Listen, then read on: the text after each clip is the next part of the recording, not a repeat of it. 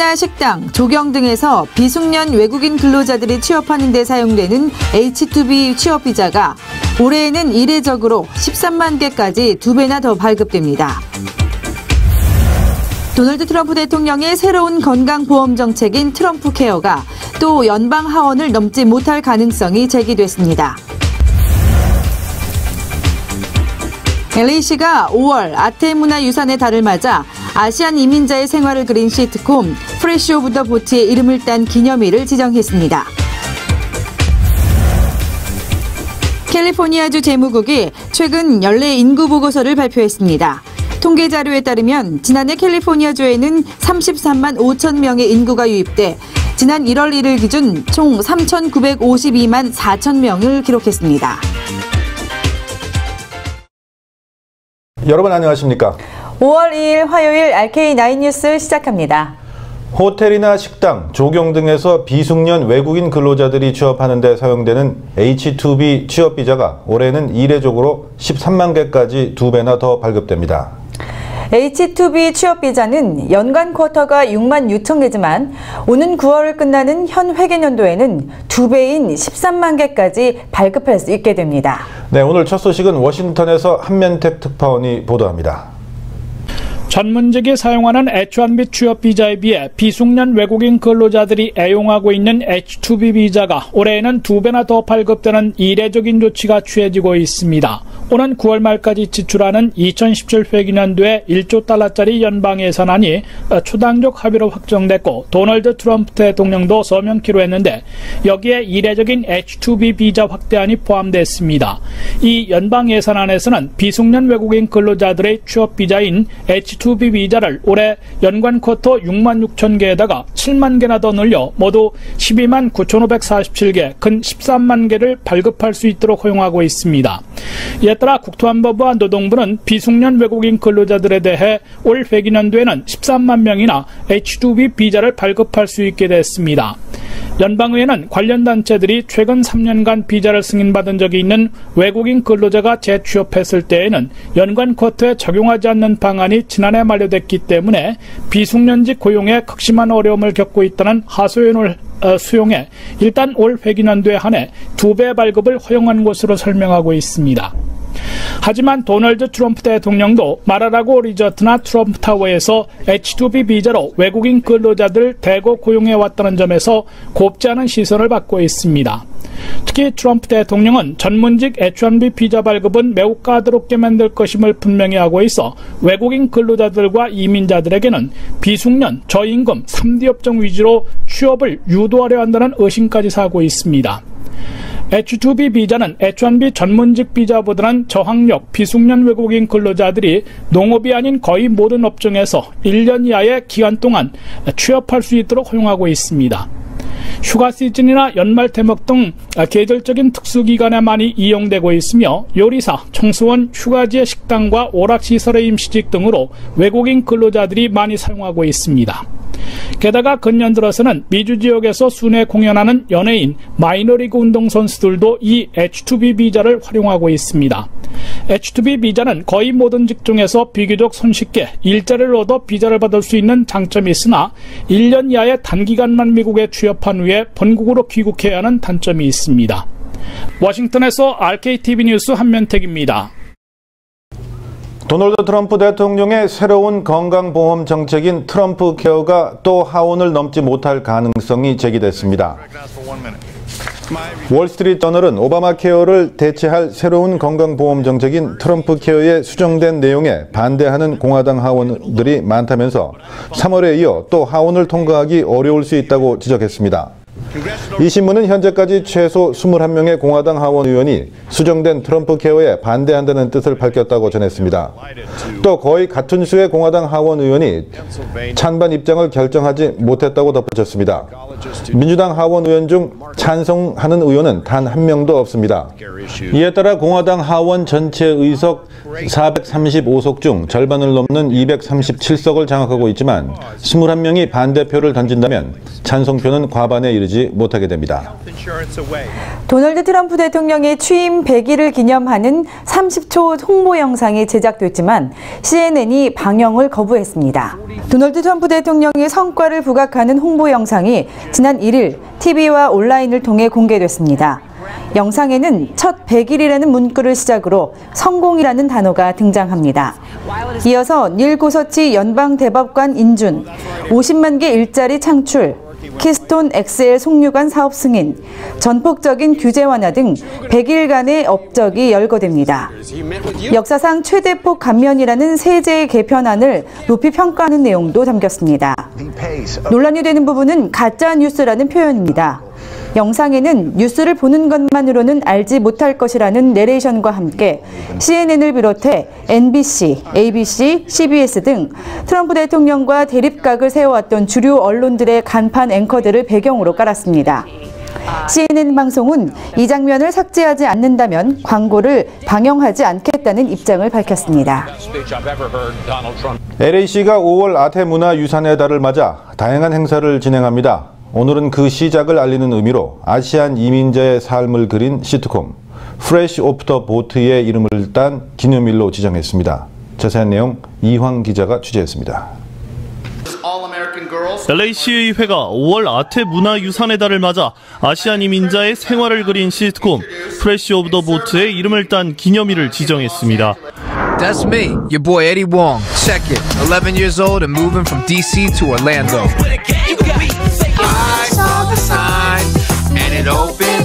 LAC의회는 오늘 LA시청에서 프레시 오브 더 보트 시즌3 종영을 기념해 매년 5월 2일을 프레시 오브 더 보트의 날로 지정한다고 밝혔습니다.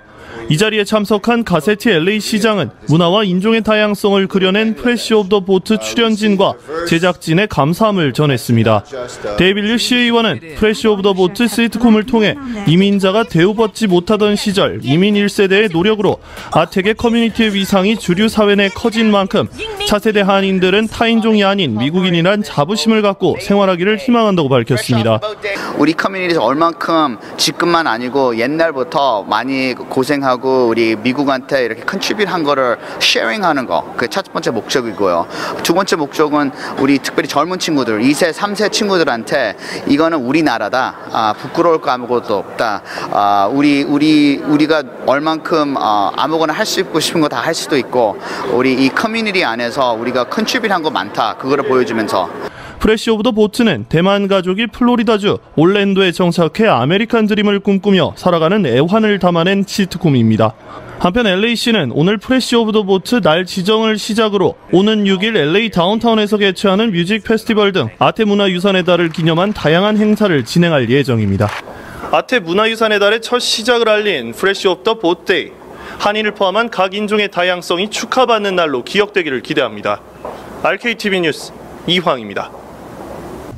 에드 로이스 연방 하원 외교위원장은 도널드 트럼프 대통령이 김정은과 대화할 용의가 있다고 밝힌 데에 대해 지금은 북한과 대화할 것이 아니라 압박을 강화할 때라고 말했습니다. 로이스 위원장은 워싱턴 주미대사관에서 열린 우리 정부의 수교 훈장, 광화장 수여 자리에서 기자들과 만나 이같이 밝혔습니다. 로이스 위원장은 북한이 비핵화 조치를 취한다면 외교적 방식의 하나로 대화를 논의할 수 있겠지만 현재는 북한의 태도 변화가 먼저라고 강조했습니다. 이어 지금은 북한이 핵을 포기하도록 중국 그리고 다른 국제사회와 공조할 때라고 덧붙였습니다. 고고도 미사일 방어체계 사드 배치 비용 한국 부담 문제에 관련해서는 즉답을 피하면서 한미 간 물샐 틈 없는 공조가 중요하다고 역설했습니다. 네, RK9 뉴스 잠시 후에 계속됩니다. 캘리포니아주 재무국이 최근 연례 인구 보고서를 발표했습니다. 캘리포니아주에는 33만 5천 명의 인구가 유입돼 1월 1일 기준 총 3,952만 4천 명을 기록했습니다. 캘리포니아주 재무국은 내년에 인구가 4천만 명을 넘어서면서 한계에 다다를 것이라고 내다봤습니다. LA의 경우 지난해 4만 2천 명이 더 늘어나 1월 1일 기준 404만 1,707명으로 조사됐습니다. 특히 남가주는 인구 증가폭이 큰 도시 10곳 가운데 무려 5곳이 포함됐습니다. 신규 주택 건설 붐이 일고 있는 얼바인은 지난해 1월 1일부터 1년 후인 지난 1월 1일까지 3.9%포인트 증가해 26만 7,086명이 거주하고 있는 것으로 집계됐습니다. 리버사이드 카운티의 보몬트를 비롯해 비스타, 몬로비아, 산타클라리타도 같은 기간 3%포인트 상승했습니다. 캘리포니아주 재무국은 현재 1,400만 가구의 주택이 있지만 장기적으로 봤을 때 주택난은 점점 더 심각해질 것으로 예상했습니다. 남가주 개솔린 가격이 다시 3달러 밑으로 내려갈지 주목되고 있습니다. 전국 자동차 클럽 AAA와 유가정보서비스국에 따르면 오늘 LA 카운티 평균 개솔린 가격은 어제보다 0.4센트 떨어진 갤런당 3달러 2센트를 나타냈습니다. LA 카운티 개솔린 가격은 지난 11일 가운데 열흘 동안 하락했습니다. 오늘 오렌지 카운티 평균 개솔린 가격도 어제보다 0.4센트 내린 갤런당 3달러 1센트입니다. 현대 기아 자동차가 올해 미국 시장에서 악전고투하고 있습니다. 현대 기아차 미국 판매 법인에 따르면 현대차는 4월 한 달간 제네시스 브랜드를 제외하고 모두 6만 1,651대를 팔았습니다. 이는 지난해 같은 기간 6만 2,213대보다 0.9% 감소한 수치입니다.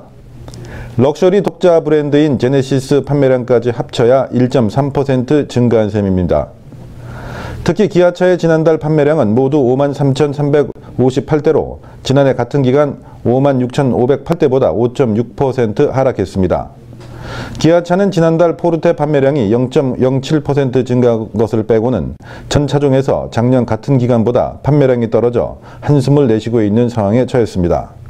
실제로 현대 기아차의 1월에서 4월 누적 판매량을 보면 지난해보다 밑돌고 있습니다. 현대차는 1월에서 4월 누적 판매량이 22만 5,288대로 지난해 같은 기간보다 4.3%, 기아차는 18만 1,088대로 10.7% 각각 감소했습니다.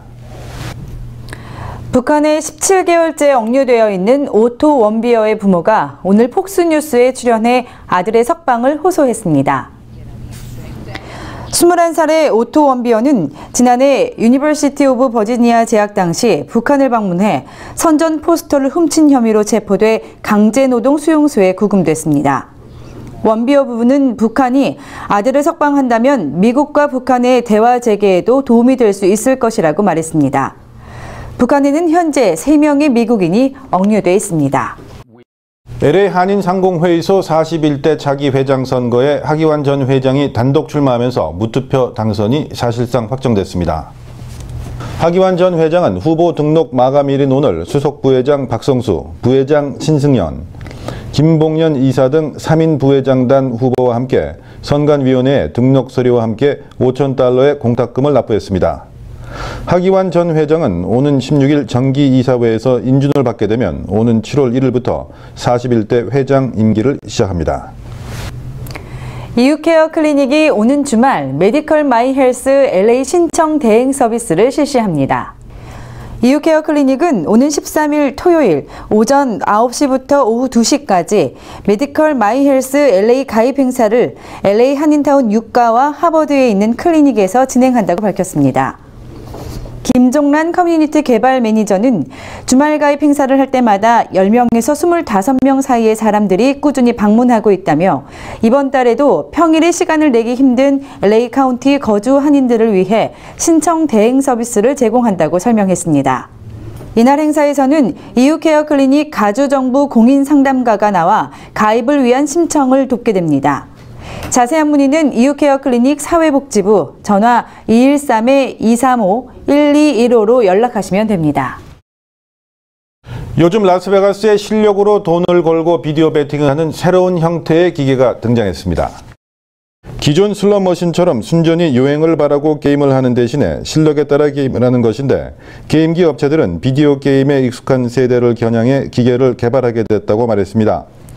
플래닛 헐리우드에는 여러 명이 동시에 비디오 게임을 하면서 승자를 가리는 게임이 등장했고 또 다른 카지노에는 농구 게임을 하면서 베팅을 하는 기계가 등장했습니다.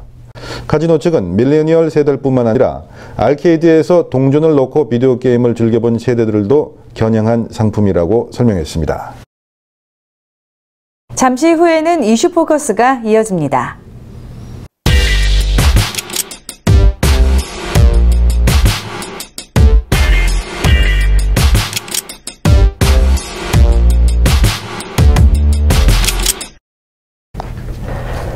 여러분 안녕하십니까?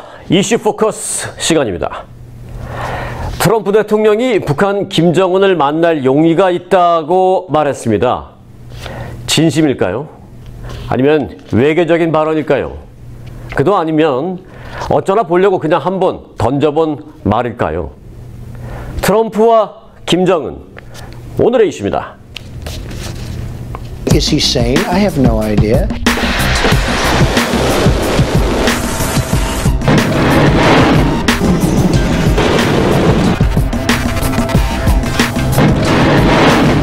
Can't allow it to happen.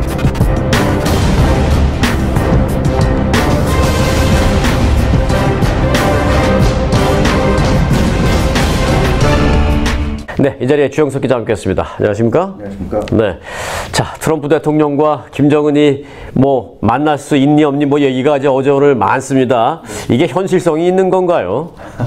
지금 상황에서 사실 현실성이 있다 없다. 네. 단정적으로 말하기는 좀 어렵겠지만 그러나 트럼프 대통령이 지금까지 하고 있는 그런 일련의 어떤 행동들을 보면 이 나름대로의 목표가 보인다. 그것은 입체적인 전략을 통한 김정은에 대한 어떤 압박을 통해서 결국 최종적으로는 단판을 짓겠다. 이제 그런 수순이 이제 최근 들어서 우리 눈에도 이제 확실히 보인다는 거죠. 그런 차원에서 어느 정도 이제 로드맵이 보인다 말할 수 있겠는데 사실 최근 들어서 뭐 칼빈슨호 핵 항공모함인 칼빈슨호가 한반도에 오고 또 핵잠수함인 미시건호가 부산항에 입항을 하고 또 어제는 B-1B 전략폭격기 미국의 전략폭격기가 한반도에서 비공식 그 훈련을 했고 이런 일련의 흐름은 김정은에게 굉장한 압박을 주고 있고요. 이거 언제라도 미국이 우리를 공격할지도 모르겠다는 두려움을 주면서 압박하는데 그러나 그렇다고 해서 정말로 전쟁을 하겠다는 것이 아니라 그런 긴장을 조성하면서 또 한쪽으로는 김정은을 만날 수도 있다. 이런 얘기를 함으로써 트럼프 대통령이 이제 김정은과의 만남, 회담이 최종 목표고 결국 그 회담이라는 것은 결국 그 만남 자체로 끝나는 것이 아니라 이 북핵 문제를 해결할 수 있는 어떤 빅딜을 원하고 있다. 결국 최종 목표는 빅딜이었고 그것을 이루기 위한 과정 속에 지금의 일련의 행보들이 있다. 뭐 이렇게 말씀드릴 수 있을 것 같습니다. 그냥 만남이 아니라 결국은 북미 정상회담일 텐데요. 북미 정상회담을 한다. 그러면 최소한 어떤 상당한 진전을 봐야 한다는 어떤 좀 합의가 이루어진 그런 전제를 놓고 북미 정상회담 해야 되는 거 아니겠습니까? 지금 전문가들 예상대로라면 한 2, 3년 정도 더 지난다면 소형화가 이루어져서 ICBM으로 통해 가지고 미국 본토를 공격할 수도 있는 이제 그런 상황이라는 그런 그 경고가 계속 나오고 있기 때문에 트럼프 대통령 입장에서도 이 김정은과의 만남이 성사된다면 그것은 단순한 만남이 아니라 확실한 결과가 나와야 된다는 얘기입니다. 결국 그 얘기는 뭐냐면 이 비핵화죠. 이 한반도 비핵화.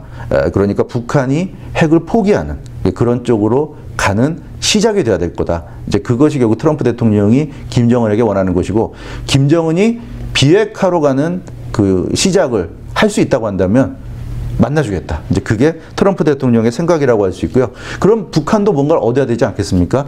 핵을 몇십 년에 걸쳐서 지금 개발했는데 그걸 이제 포기해야 되는 상황인데 그렇다면 반대급부가 있어야 되는데 미국이 들어줄 수 있는 최대 그 북한에 대한 선물이라고 한다면 역시 그 북미 관계 정상화. 지금까지 북한과 미국은 뭐 적대적인 관계를 계속 유지해 왔고요. 결국 북한이 생존 차원에서 이제 핵무기까지 개발하는 이런 상황까지 왔는데 미국이 북미 관계를 정상화해 준다는 것은 북한에 대한 생존을 약속한다는 얘기죠. 보장해 준다는 얘기입니다. 북한이 뭐 한 번도 그렇게 뭐 얘기를 한 적은 없습니다만은 내심 사실 북한이야말로 어떤 북미 정상회담을 원하고 있다라고 다 우리는 판단을 하고 있는데 이번의 경우 어떻습니까? 북한이 화답을 할까요?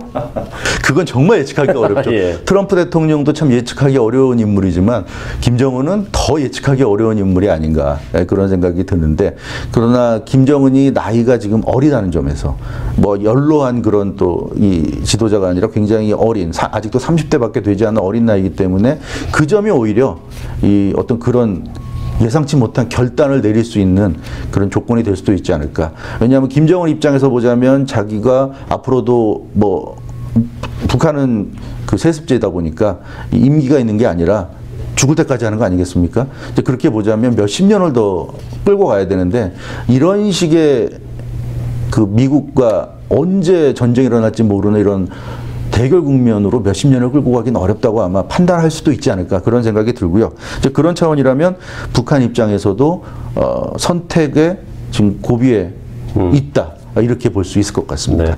뭐 뭐든지 그렇습니다만 이렇게 좀 이제 대립 구도에 있을 때는 또 중간에 좀 중재자가 필요한 것 아니겠습니까? 역시 이 경우에도 결국은 중국의 역할이 필요한 상황 아니겠습니까? 북한과 미국과 북한 사이에 뭐 국교도 없고요. 그리고 이 제대로 지금 그 어떤 이런 정상회담을 이끌어낼 만한 그런 이 움직임이 물밑에서 있다고 보기 좀 어렵기 때문에 역시 그 북한이 그래도 믿을 수 있는 중국과 북한이 일단은 접촉을 해가지고 중국을 통해서 트럼프 대통령이 아마 이런 뜻을 중국이 김정은에게 북한의 그 권력 핵심부에 전달할 것으로 이렇게 보여집니다. 그래서 이런 뜻이 있는데 너희들도 잘 생각해서 판단해라. 아마 중국이 전달을 하면서 좀 북한을 설득하지 않을까. 그것이 아마 트럼프 대통령이 중국에게 바라는 바일 것으로 보이고요. 그래서 중국의 역할이 성공하느냐. 여기에 북한과 미국과 북한의 정상회담이라는 정말 우리가 상상할 수 없었던 그런 그 세계적인 이벤트가 일어날 수도 있다 없다가 결국 중국에게 달렸다는 점에서 이 앞으로 중국의 행보가 상당히 좀 주목이 된다. 그런 차원에서 당분간은 중국도 우리가 좀 빼놓지 않고 주의 깊게 지켜봐야 될 것 같습니다. 네, 사실 어려운 문제이기 때문에 오늘은 그 정도 중국의 역할 정도까지만 우리가 좀 가보겠습니다. 네. 1989년에 상영된 When Harry Met Sally, 해리가 셀리를 만났을 때라는 영화가 있었죠. 성격도 취향도 정반대인 남녀 해리와 셀리가 서로를 별종이라고 생각하면서 절대로 연인이 될 수 없을 것이라고 확신을 하다가 세월이 흘러서 각자 어려운 상황 속에서 재회한 뒤에 차츰 연인으로 발전해 나간다라는 스토리입니다. 네, 그렇다고 뭐 미국과 북한이 연인 같은 동맹국이 될 것이라고는 뭐 생각하지 않습니다만은 영화의 반만이라도 그래서 양국 간의 최소한의 군사적인 위협 상황만은 극복됐으면 좋겠다라는 마음입니다. 진정 영화 같은 일을 바라면서 When Harry Met Sally가 아니라 When Trump Met 정은 킴을 상상해 봅니다. 주영철 기자 오늘 수고 많았습니다. 감사합니다. 여러분 고맙습니다.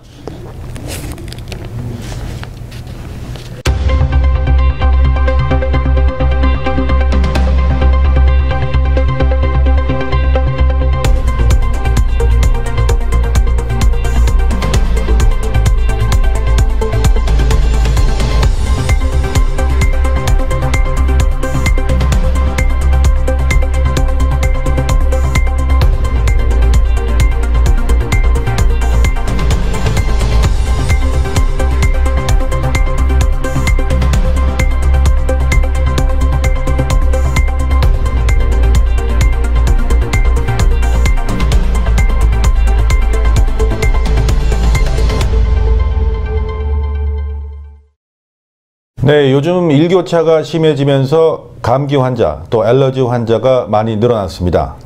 각별히 건강에 주의하셔야겠습니다. 네, 이상으로 RK9 뉴스 모두 마칩니다. 시청해주신 여러분 고맙습니다.